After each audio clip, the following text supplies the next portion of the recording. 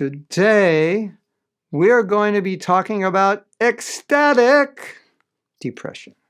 Yes, there is something called ecstatic depression. I think many of us just thought there was only depression without ecstasy, but there is depression with ecstasy.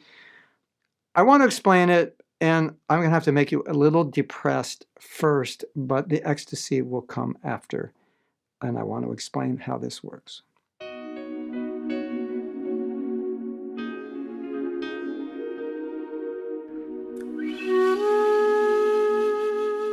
We've been having classes on the songs of Bhaktivinoda Thakur, specifically Gopinath. And Gopinath is full of depression, at least it seems. Just hopelessness. I'm a mess, basically. I have no qualification. It's hopeless. Maya's everywhere. And I'm such a fool that I'm worshiping Maya. I've turned my back on you. Like everything that could be wrong with anybody is wrong with me. It's very depressing. Even some devotees said, it's like too depressing for me to come to the classes. But we were discovering something, that in that depression, Bhaktivinoda Thakur is saying, look what I did. I turned my back on you. Not just once, but millions of lifetimes.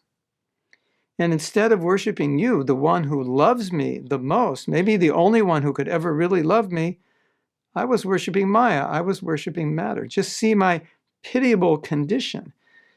And if we meditate on the fact that we turned our back on Krishna, whether you think we fell from Brahman or came from Mahavishnu, or we fell from Vaikuntha or wherever, still, we were in the position of our back to Krishna, wherever level you think you fell from. So that's not even an issue in this discussion. It's just the back towards Krishna.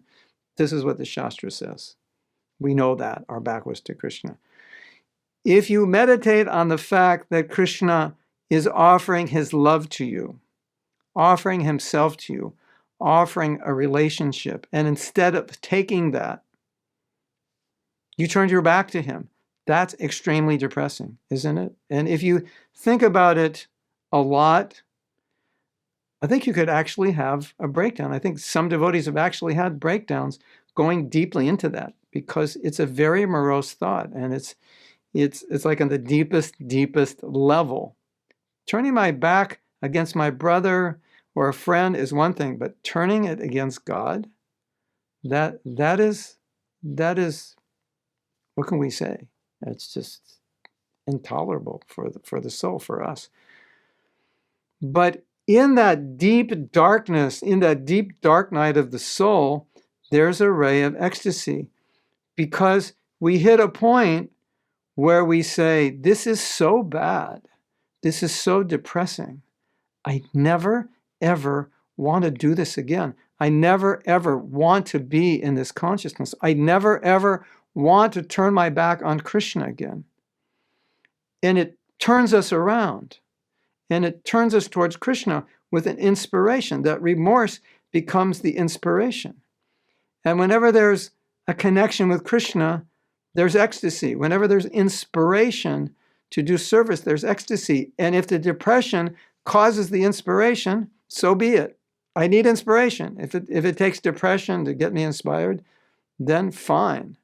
If it takes depression to turn me around, then fine. If it's necessary to hit bottom and suffer to turn me around, fine, because that will create ecstasy, because I will be now facing Krishna and doing devotional service. So that's what I mean by depression to ecstasy. Now, it also means facing that depression head on, or facing depressing emotions, because by facing them, experiencing them, you work through them. You get the knowledge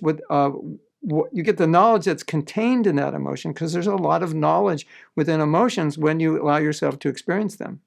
And so, who wants to experience depression? Like nobody.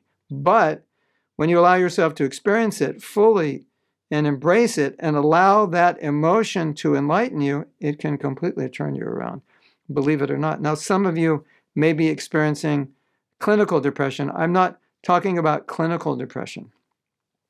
I'm talking about spiritually induced depression, which is quite common in spiritual circles, because when you come to spiritual life, you start confronting these ideas that I've done horrible things.